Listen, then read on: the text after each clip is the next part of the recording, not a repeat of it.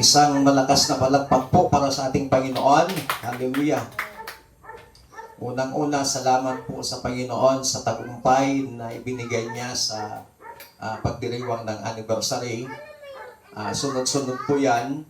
Mula pa po nung 24, wala na po tayong pahinga. 25 ng gabi, 26, tapos 27 ng gabi, and then 28. Nagpunta na naman po tayo sa Manila para ihatid yung atin pong mga bisita from City of God. So yun pa lamang po ay nakita ko yung katapatan, kabutihan ng Panginoon. Itong tatlong simbahan na City of God na atin pong sinimulan ay patuloy pong ipinaparanas ng Panginoon ang kanyang katapatan at kadakilaan. Kaya salamat po sa Panginoon. At maging sa mga members po, kahit di ilan pa lamang po tayo, ay nakita ko po yung pagkakaisa ng bawat isa sapagkat napagtagumpayan po natin yung pagdiriwang ng ating anibersaryo na bagamat bago pa dumating yung anibersaryo ay sinubok na tayo ng Panginoon, but nung pagdating ng anibersaryo ay ipinakita ng Panginoon yung tagumpay sa bawat isa po sa atin. Bakit? Kasi po nagkaroon tayo ng padayon o nagpatuloy po tayo hanggang sa natapos ang anniversary. At yung padayon na yan, hindi lamang para doon sa ating anniversary, kundi habang tayo po ay nabubuhay, kailangan tayo po ay padayon o magpatuloy sa paglilingkod sa ating pong Panginoon. Itong tema pong ito, itong padayon na tema po natin, lahat po ng tatlong simbahan, yan po yung atin pong pinakatima ng atin pong anniversaries. So pagkatapos ng anniversary po natin, kinabukasan, yun po yung pangatlong taon na journey natin na tayo po ay nasa City of God. So hanggang sa susunod na taon, yan po yung pangatlong taon po natin na nasa City of God. At gusto ng Panginoon na sa bawat taon na paglipas, tayo po ay makaranas ng paglago. Kaya dito po sa atin pong teksto sa 2 Peter chapter 3, verses 17 to 18, ganito po ang sinasabi dito. Babasahin ko po sa NIV version. Therefore, dear friends, since you have been forewarned, be on your guard, so that you may not be carried away by the error of the lawless and fall from your secure position. But grow in the grace and knowledge of our Lord and Savior, Jesus Christ. To Him be glory, both now and forever. Amen. Basahin ko po sa magandang balita Biblia. Ngayong ito'y alam na ninyo, mga kapatid, dapat kayong mag-ingat upang huwag kayong mailigaw ng mga taong walang sinusunod na batas. Sa gayon, hindi kayo matitinag sa inyong mabuting kalagayan. Sa halip, patuloy kayong lumago sa kagandahang loob ng ating Panginoon at tagapagligtas na si Jesucristo at sa pagkakilala sa Kanya, sa Kanyang kalwalhatian, ngayon at magpakailanman. Amen. Mula po sa talatang ito ay nais ko pong bigyan ng paksa ang mensahe ng Panginoon, growing in God.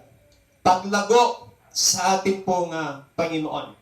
Napakahalaga po sa buhay po natin yung tinatawag na paglago.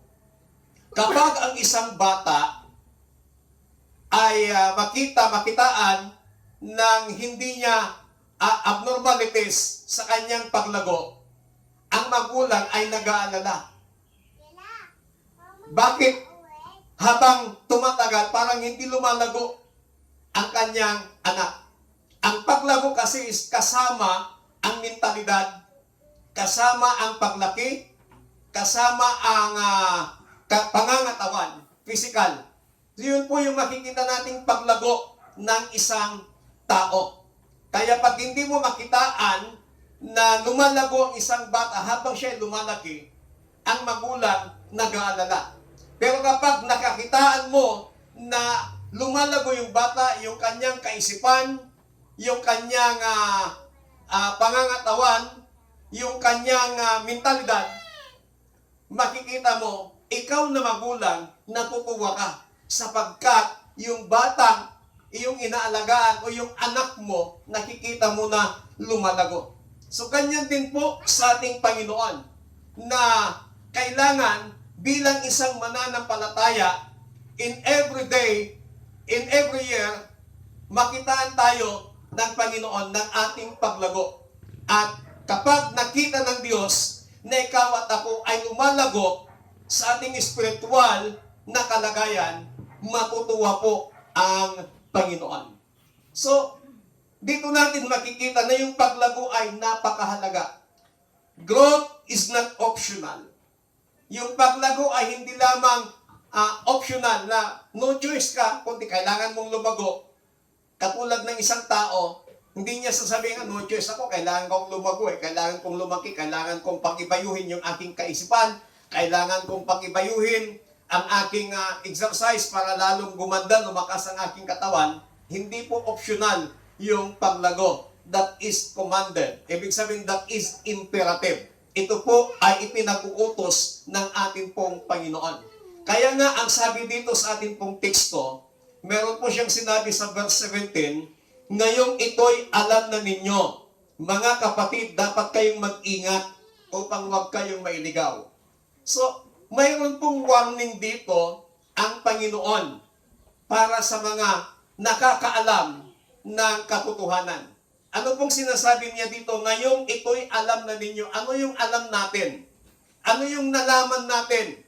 Alam natin na ang Panginoong Hesus ay namatay para sa atin. Alam natin na tayo po ay iniligtas ng ating Panginoon. Alam natin na mayroon pong inihanda ang Panginoon na isang lugar upang sa ganon tayo ay kanyang makakasama sa panghabang panahon. Alam natin yung katapatan ng Panginoon. Naranasan natin yung kabutihan ng Diyos. Naranasan natin yung katapatan ng Panginoon. At ito yung alam natin. At sinabi dito, mag-ingat kayo upang huwag kayong mailigaw. Ngayong nalaman po natin ang katotohanan patungkol sa salita ng Panginoon, ngayong nalaman po natin ang katotohanan patungkol sa Diyos, ngayong nalaman po natin at naranasan po natin yung katapatan at kabutihan ng Panginoon, dapat lamang na tayo po ay mag-ingat. Why? Baka mailigaw tayo ng mga taong hindi kumikilala sa Panginoon. Ng mga taong hindi kumikilala sa katapatan at kabutihan ng ating pong Panginoon. So yun po yung warning po sa atin ng ating pong Panginoon. But sa umagang ito ay unang-una, unawain po natin kung ano itong tinatawag na spiritual growth. Itong growing in God, unang-una na makikita po natin na kailangan po natin dito is spiritual growth. Yung paglagong spiritual. Iba po yung paglagong mental. Dito po tayo sa paglagong spiritual. Growth is a sign of life. Ang paglago ay isang sinyalis ng buhay. Na habang buhay ang isang tao, lumalago. Tingnan po ninyo mga halaman. Habang buhay ang isang halaman, o ang isang bagay, isang punong kahoy, na itinanim mo at habang buhay yan, makikita mo na mayroong paglago sa kanya. Minsan sa paglago ay hindi tayo pantay-pantay. May nauna sa atin, pero yung paglago, medyo mabagal yung proseso. Ganyan din po sa mga itinanim nating mga halaman. May mga mabilis na lumago, may mga mabilis na parang namamatay, pero at the end, nabubuhay. Kapag nabuhay, makitang dahil kinalang tuna, makitang dahil kinagagat na nagbunga, at damot dahil inmulam, nagbait nga limago, nga nagbayag mo nagbunga. Ganyan din po sa buhay po natin bilang isang mananampalataya. Marahil tayo po ay sabay-sabay na nakakilala sa Panginoon. Marahil ang iba ay sabay-sabay na tumanggap sa Panginoon. Marahil yung iba ay taon na ang inabot sa paglilingkod sa Panginoon. Marahil yung iba ay nahuli sa pagkakilala sa Panginoon. Subalit makikita po natin na yung kanilang spiritual na paglago ay hindi po pantay-pantay. Nasa proseso yung tinatawag na paglago. But tandaan po natin that growth is a sign of life. Habang tayo po ay nabubuhay, tayo po ay lumalago. Tayo po ay lalago. Kapag hindi ka na po humihinga at wala ka ng buhay, wala ka ng paglago. Hindi mo na mararanasan ang paglago sa buhay mo. Growth is a command, not a suggestion. Ang paglago ito po ay ipinag-uutos ng Panginoon, hindi po isang suggestion. Spiritual stagnation leads to vulnerability. Kapag mahina ka, ang paglago mo sa spiritual, ibig sabihin, mahina ang spiritual life mo. Ibig sabihin, madali kang maakit. Madali kang matukso. Madali kang magpadala sa anumang bagay. Kaya kailangan po sa ating buhay bilang isang mananampalataya, kailangan po nating lumago. Ano pong sabi ng salita ng Panginoon? Sa aklat ng Hebrew chapter 6 verse 1, let us move beyond the elementary teachings. Ang ibig pong sabihin nun ay magpatuloy tayo at iwan na natin yung mga katuruan. Kailangang tapos ka na sa elementary, kailangang pumunta ka na naman sa high school. Kapag natapos ka sa high school, kailangang magpatuloy ka sa Kito 12. At kapag natapos ka sa Kito 12, kinakailangan magpatuloy ka na naman. Ang pag-aaral po ay hindi natatapos sa loob ng paaralan. Kahit pa tapos ka na, kahit pa graduate ka na, ang pag-aaral, it is a continuous process. Kaya nga ang sinasabi ng salita ng Panginoon, let us go beyond the elementary teaching. Naglabasan tayo kakabsat. Dagiti managpaspasugnod. Let us go beyond. Kalimutan na natin yun. Sabi ng salita ng Panginoon, magpatuloy tayo. Kung dati ang dali mong masaktan, dati napaka-sensitive mo, may marinig kang salita na hindi ka man binanggit o hindi ka man pinatamaan, inaangkin mo na sa'yo yun. May nabasa ka sa post sa social media, inaangkin mong sa'yo yun, pakiramdam mo pinapatamaan ka. Now, ang sabi ng Biblia, para tayo po ay lumago, let us go beyond the elementary teaching. Ibig sabihin, yung pagiging matampuhin mo, yung pagiging mainitin ang ulo mo, yung pagiging panagpaspasugnod mo, lipatan amin nagiyakat at patuloy ka ng pangato, iti panakaawat mo, ikisasaon ni Apo Diyos. Amen. Kung mananatili po tayo doon, ang sabi ng Biblia, hindi mo iniiwan yung elementary teaching.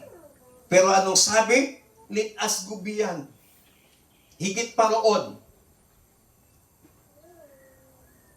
sa mga katuruan. Ang isang estudyante, bago pupunta ng elementarya, dadaan muna ng daycare. Papasok ang bata sa daycare, walang alam. Pero habang araw-araw nandun, yung teacher, yung magulang na nagbabantay, naghatid sundo, yung araw-araw sa loob ng isang taon na pag-aaral ng bata,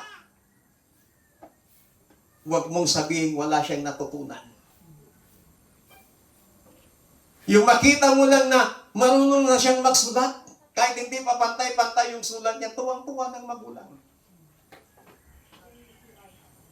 Yung Yung marunong lang magbasa ng ABC o yung abakada, tuwang-tuwa na ang magulang. Tuwang-tuwa na yung guardian ng bata.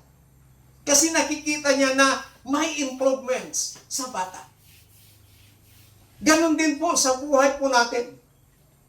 Kailangang makita o makitahan tayo ng Panginoon that there are some improvements sa ating buhay. Hindi man perfecto, hindi man biglaan, but in every day in our lives, sa loob ng isang taon,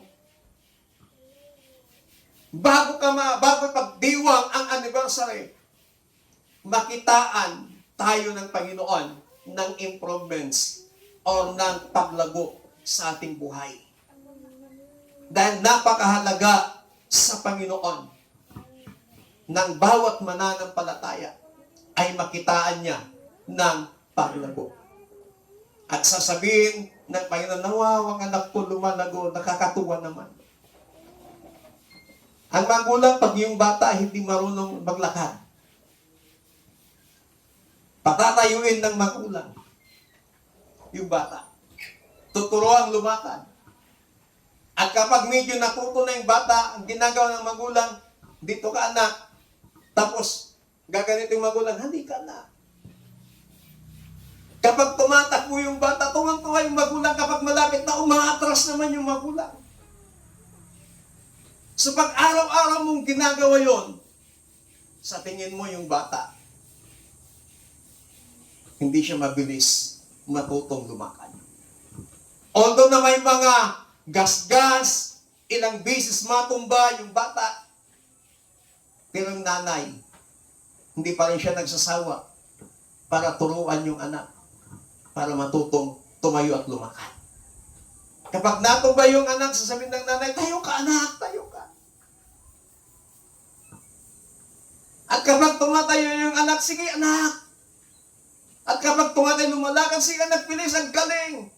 Ikaw na nanay, ikaw na guardian, nag-cheer ka, chinicheer mo yung anak mo na kahit ilang beses madapa, pinapatayo mo kapag nakita mong natuto siyang tumayo, dahan-dahan siyang tumatayo, dahan-dahan siyang naglalakad, tuwang-tuwa ka. Likewise, sa buhay po natin bilang isang mananampalataya, ilang beses man tayong tumayo, madapa. Sinasabi ng Panginoon, anak, bumangon ka, anak, kaya mo yan. At kapag tayo bumabangon, tuwang-tuwang Panginoon.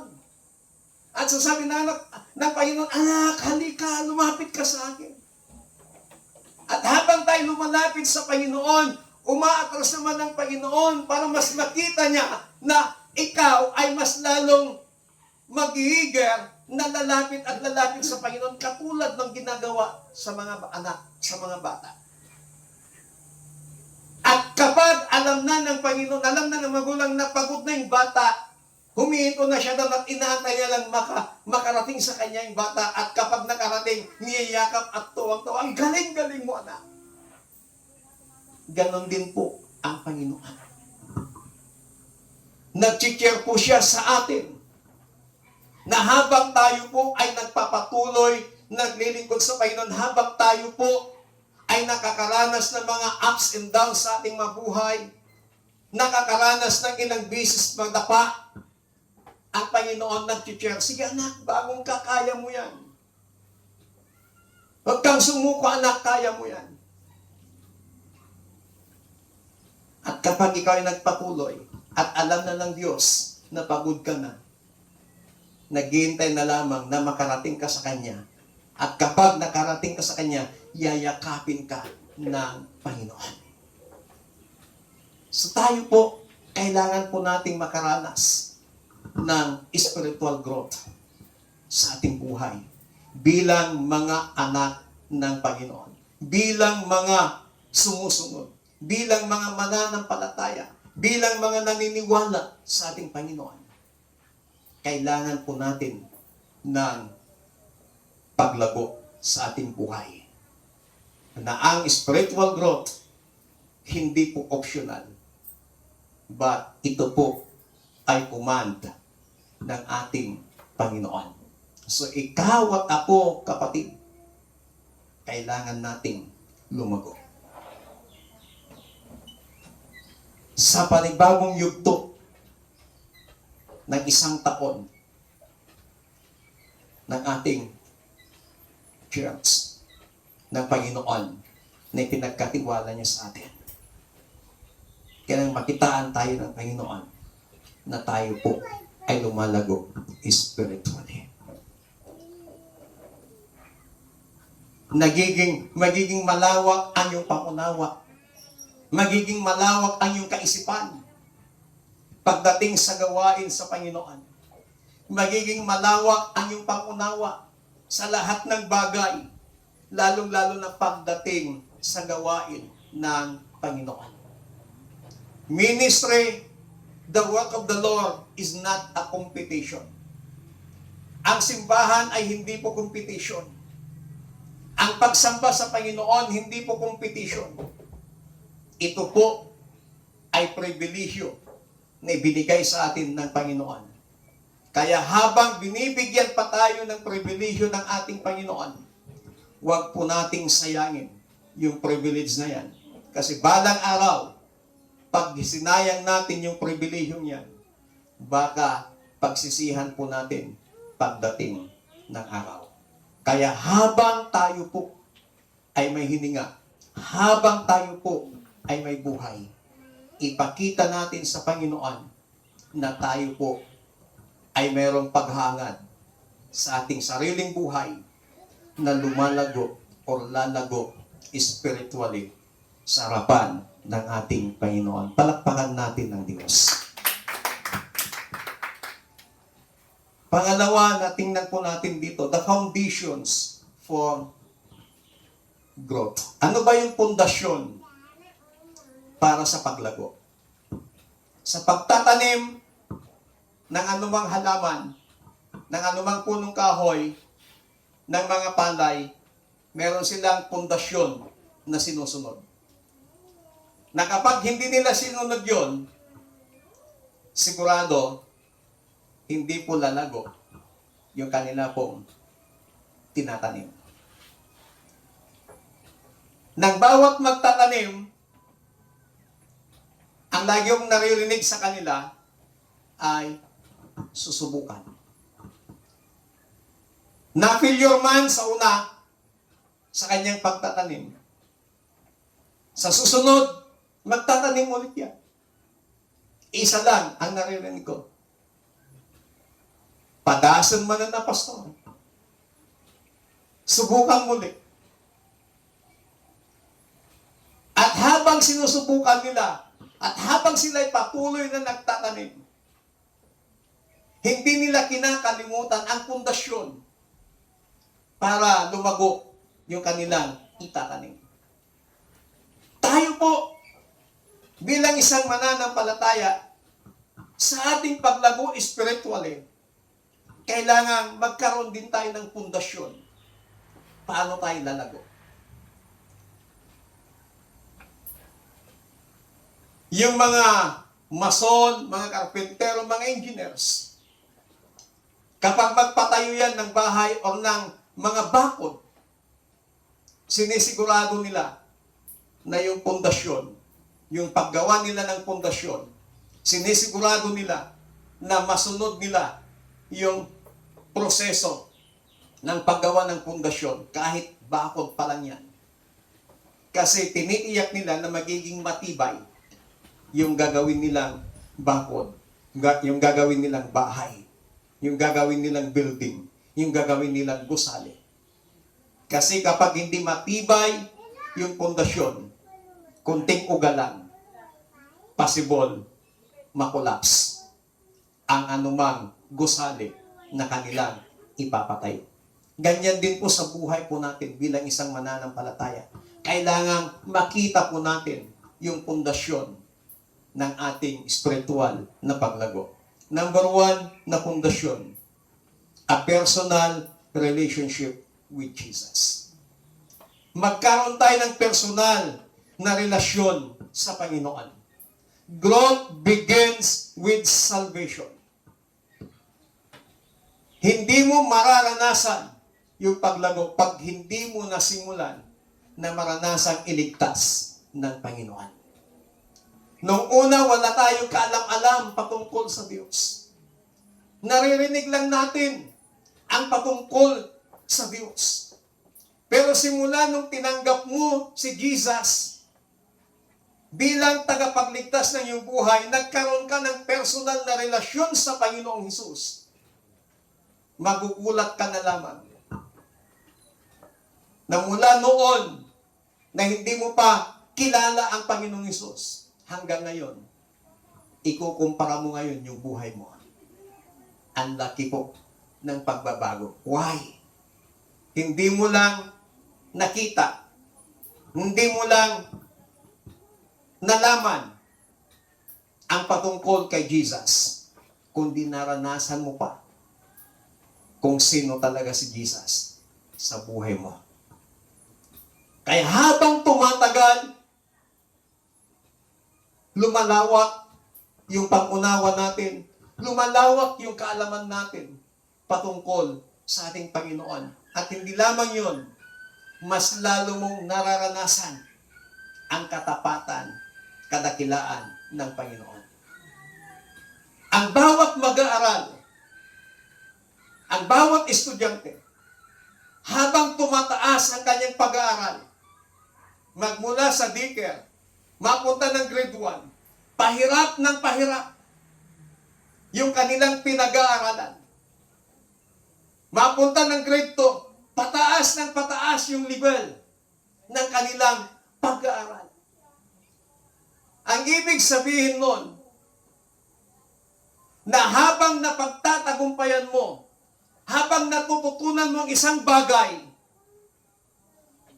mas lalo kang tuturuan pa ng Panginoon ng masigit kaysa doon sa bagay na nakilala mo. Ngayon, naranasan mo yung katapatan ng Panginoon. Nagkaroon ka ng isang maliit na pagsubok sa buhay mo.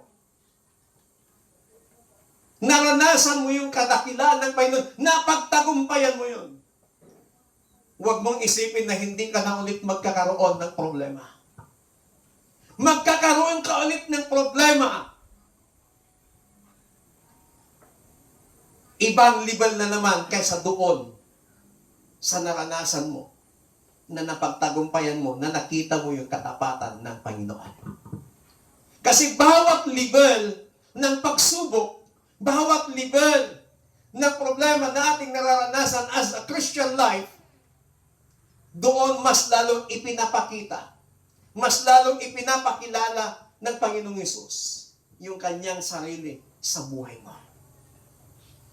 Kaya nga, kailangan magkaroon tayo ng ng personal na relasyon sa ating Panginoong Hesus upang yung pundasyon ng ating spiritual na paglago ay hindi basta-basta mauugat. Dumating man ang pagsubok, dumating man ang matinding bagyo sa buhay mo, hindi ka basta-basta gigiba, hindi ka basta-basta susuko, kasi alam mo na, naranasan mo na yung kadakilaan, kabutihan ng ating Panginoong Hesus. Amen. Yes, dumarating sa punto bilang isang tao na naisip natin, ayaw ko na, pagod na ako. Pero kapag iniisip mo na huminto ka, iniisip mong sumuko ka na, doon naman pinaklas ng Panginoong Hesus sa iyong isipan, yung mga nagdaan sa buhay mo, na napagtagumpayan mo, yung mga nagdaan sa buhay mo na pinaranas yung kanyang katapatan, yung kanyang kadakilaan, na i-erase, nabubura sa isipan mo. Yung sinasabi mong gusto mo nang sumuko, kasi nga, malayo na yung narating mo. Malapit ka na sa finish line, kaysa doon sa pinanggalingan mo.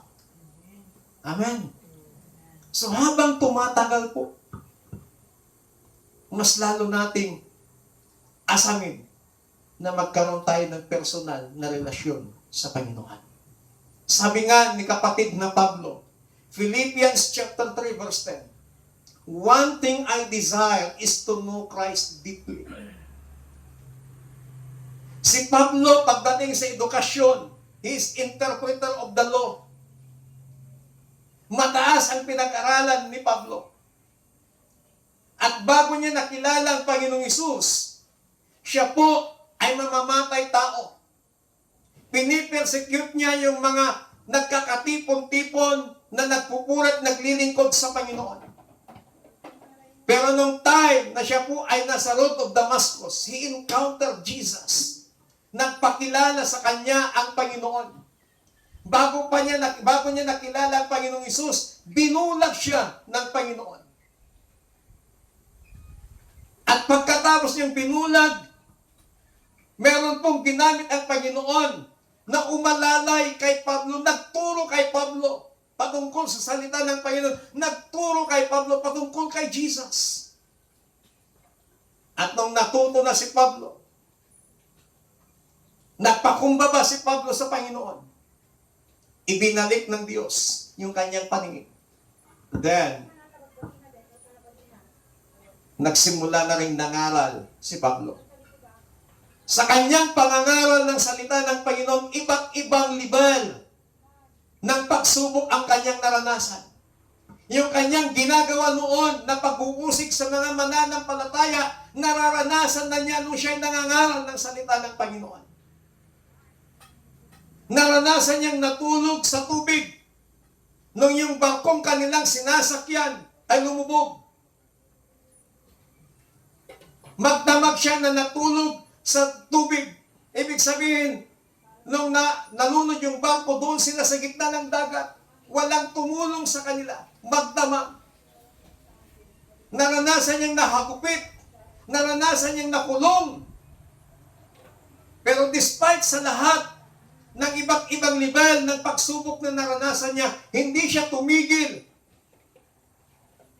sa paglilingkod sa Panginoon, kundi mas lalo siyang napapalapit sa ating Panginoong Hesus. Mas lalo siyang nagkaroon ng personal na relasyon sa Panginoon. Kaya dumating yung punto ng sabi niya, one thing I desire is to know Christ deeply. Isang bagay lang, sabi ni Pablo, ang aking inaasam ay ang lubusang makilala ko ngayon, si Jesus. Hindi po nanatili si kapatid na Pablo sa pagkakilala niya kay Jesus na siyang tagapagligtas, kundi gusto pa ni Pablo na makilala, maranasan sa kanyang buhay kung sino talaga si Jesus. Likewise, sa ating mga buhay, there are times that God wants to reveal Himself in our lives. In times of sicknesses, God wants to reveal Himself that He is our healer. Sa panahon ng kawalan, nais ipakilala ni Jesus ang kanyang sarili sa atin na siya ang ating provider.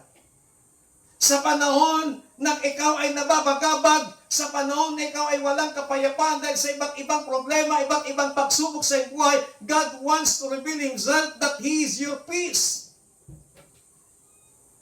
Sa panahon na ang pakiramdam mo, iniwan ka na, wala ka ng kasama, but God wants to reveal Himself that He is beside you. Na hindi ka iniiwan ng Panginoon. So ito yung mga bagay na ito, nararanasan po ba natin sa Panginoon? Kaya nga, dapat magkaroon tayo ng personal relationship with Jesus. In everything in our lives, araw-araw, nagpapakilala ang Panginoong Hesus sa ating mga buhay. Dapat sa bawat araw na pagpapakilala ni Hesus sa ating mga buhay, lagi siyang welcome. Lagi mong isipin na sabihin mo sa buhay mo, Jesus, I want to know you all. Dahil kapag hinangad mo yan, na gusto mong makilala pa ng lubusan ang Panginoong Hesus sa buhay mo, then, gagawin niya yan. Magpapakilala siya ng lubusan sa buhay mo araw-araw. Pangalawang pundasyon para tayo po ay magkaroon ng spiritual growth. A hunger for God's Word. Magkaroon tayo ng kauhawan sa salita ng Panginoon. Ano pong sabi ng 1 Peter chapter 2 verse 2?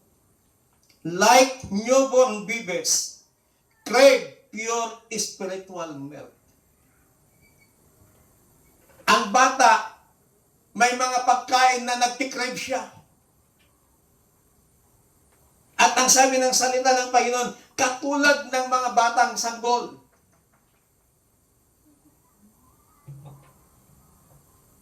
Hangarin ninyo yung mga spiritual milk.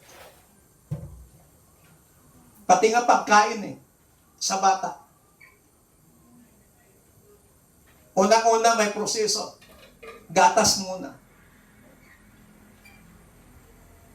Sunod, lugaw. Hindi naman basta pagkain, basta kanin. May proseso. Ganon din po sa buhay po natin. Hangarin po natin yung mga spiritual na pagkain. Ano yung spiritual na pagkain? Ang salita ng ating Panginoon. Ang sinasabi ng Biblia, may dalawang klaseng pagkain na kailangan ng isang tao. Unang-una, physical food. Pangalawa, spiritual food. Dapat maging balanse po tayo dito. Kung paano mo binubusog ang iyong katawan sa physical food, dapat ganun din po ang gawin mo na pagbusog sa iyong spiritual na pagkain. Dahil kung malakas man ang iyong katawan, mahina ang iyong spiritual. Kapatid, ito yung sinasabi ng ating teksto, mag-ingat kayo. Kaya dapat sa pagpapakain po natin sa ating sarili, maging balanse po tayo sa physical food at saka sa spiritual food na kailangan ng ating kaluluwa, na kailangan ng ating espiritu. Yung ating kaluluwa, yan ang iniligtas ng ating Panginoon. Yung ating kaluluwa, yan yung parurusahan ng Panginoon. Yung ating katawan, lupa lamang yan, babalik sa lupa. Itong ating katawan.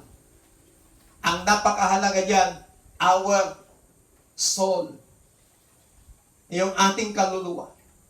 Kasi yun yung niligtas ng ating Panginoon. Ang sabi nga ng kanyang mga salita, we are a living soul. Tayo yung mga buhay na kaluluwa. Kaya dapat pakainin natin yung ating soul, yung ating kaluluwa ng mga spiritual na pagkain, mga salita ng Panginoon. Hindi yung mga salitang mapanira, hindi mga salitang kung ano-ano pa man. Salitang masasakit, but salita ng Panginoon. Amen. Kauhawan natin ang salita ng Panginoon. Ano pong sabi ni David? Ang salita mo, Diyos, ang aking tanglaw, ang liwanag ng aking daan. So napakahalaga ang salita ng Panginoon. The Word of God instruct us. The Word of God teach us. And the Word of God tell us kung ano yung mga mangyayari in the future. The Word of God tell us kung papaano magwawakas ang mundo. Ang salita ng Panginoon, itinuturuan niya tayo at sinasabi niya kung anong mangyayari pagkatapos mawasak, pagkatapos magwakas ang mundong ito. Ang salita ng Panginoon, sinasabi niya sa atin na there is life after death. Ang salita ng Panginoon, sinasabi niya sa atin na hindi itong mundong ito, hindi itong lupang ito ang ating final destination. Ang salita ng Panginoon, itinuturo niya sa atin at ipinapaalam niya sa atin na meron siyang lugar na inihanda para sa lahat ng mga tatawag, para sa lahat ng mga susunod, sa lahat ng mga sumasampalataya sa Kanya. At ang salita ng Panginoon, itinuturo din niya na may lugar na paglalagyan sa mga taong ayaw kumilala sa Diyos, sa mga taong ayaw sumunod sa Panginoon. Hindi po kathan-isip ang mga lugar na ito. Hindi po katang-isip ang langit at impyerno. Ito po ang sinasabi ng salita ng Panginoon. Kaya dapat nating kauhawan ang salita ng Panginoon upang mas lalo nating makita, mas lalo nating maunawaan yung mga bagay na nais ipakilala, nais iparating sa atin ng ating Panginoon. Bago pa man magkaroon ng kawakasan ng mundong ito, kung saan tayo nakatira ngayon, ipinakita na ng Panginoon ang sasapitin. Ipinakita na ng Panginoon ang matinding paghirap na mangyayari in the future kapag ikaw ay hindi nagpatuloy na maglingkod sa Panginoon. Kaya dapat lamang po na tayo po ay magkaroon ng espiritual na paglago. Kaya asamin po natin na makilala pa ng lubusan ang ating Panginoong Hesus. Asamin po natin na lalago tayo spiritually. Asamin po natin na sasabihin mo sa iyong sarili, sasabihin natin sa Panginoon, yes Lord, gusto kong lumago spiritually. At gusto kitang makilala ng lubusan. Tayo pong lahat ay tumayo.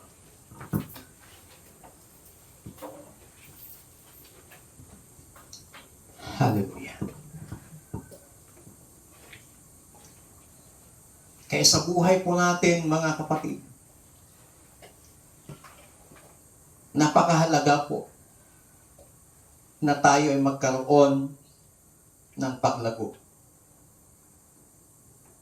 upang mas lalong matuwa, mas lalong nating mapasaya ang Panginoon sa ating mabuhay.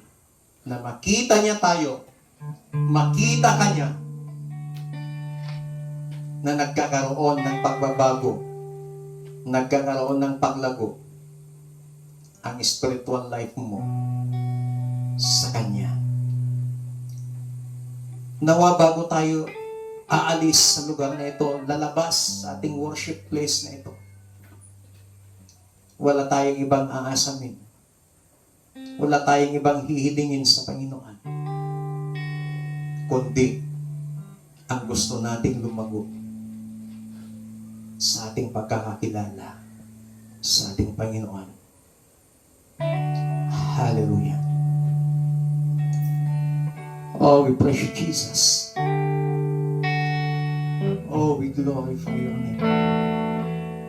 Napakabuti mo, Panginoon. Napakadakila mo sa aming buhay. Walang makakapantay sa iyong kadakilaan. Walang makakapantay sa iyong kabutihan. We tasted and see your goodness, O God. We tasted and see your greatness, O God. We tasted and see your provisions, your power.